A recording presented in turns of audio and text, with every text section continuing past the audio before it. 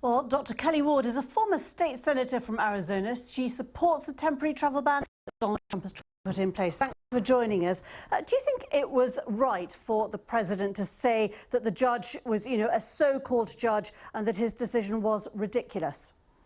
I think that President Trump and Vice President Trump are exactly right. The order is constitutional, it's lawful, and it's done in the interest of the security of the United States of America and our citizens. And so I think ultimately it will be upheld in the courts whenever it's heard. If it does go all the way to the Supreme Court and the president loses, what should he do then? Well, I think we're going to go through every legal way to assure that our borders are secure, that our immigration processes are in place, that the proper amount of vetting is applied to people who want to come into our country, so that our nation, our soil, and our people are safe and secure. He ran on a platform of make America great again, make America secure again, make America safe again, and President Trump is attempting to do just that.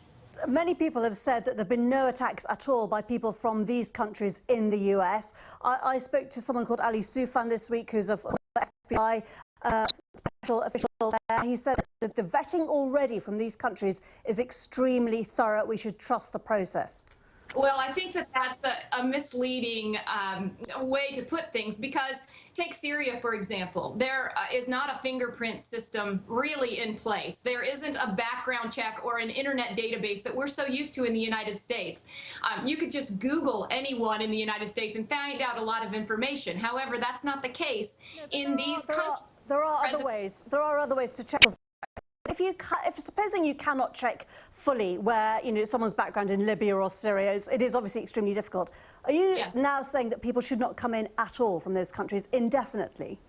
I'm saying that the 90 to 120 days that the president proposed and put into place is more than reasonable. It's a way to assure that the vetting process for people trying to come to the United States of America is proper and protects our country. What do you say to critics who say that the president is really challenging the whole Constitution here, those checks and balances of the judiciary, of the Supreme Court, of Congress and so on?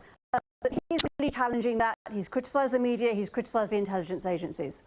Well, I think those criticisms are justified. And I think that he is within his rights, both in the Constitution and in statutory law. Congress has passed a law that says that when the president is acting in the interest of national security, he has every ability and every right to impose restrictions to keep our country safe in the interest of national security. So can I just go back then, in that case, if he loses at the Supreme Court, what can and should he do? Because, these orders are being challenged under the Constitution. Yes, well, the majority of the American people are in support of this travel ban, are in support of making sure that the people who come to this country are coming for lawful purposes, not to do us harm. And so I think if he fails at the level of the Supreme Court, he should try again until we get something in place that keeps our country safe. What, override the Constitution?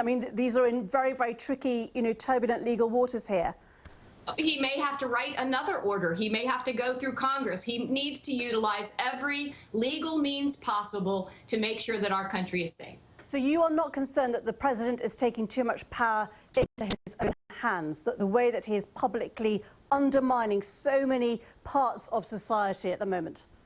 I don't think that he's publicly undermining anything. I think that he is well within his rights in the U.S. Constitution and statutory law to impose restrictions that preserve our national security in the United States. In that case, why has he not imposed this ban on people coming from countries like Saudi, Qatar, the UAE, countries which people say have been responsible, at least in some part, their citizens for, providing a lot of security problems? Many of those countries actually have the proper vetting processes in place, such as fingerprints and background checks. And, President Trump simply used the countries that President Barack Obama utilized in one of his executive orders in the past. Given the criticism of the Obama administration, are you now saying that President Trump is going to listen to what Obama has been saying all of a sudden on this one specific issue? I'm sure if he can find anything good that President Obama did, he will build upon it and make sure that we keep this nation safe. OK, Dr. Kelli Ward, thanks so much for your time. Very good to speak to you. Thank you.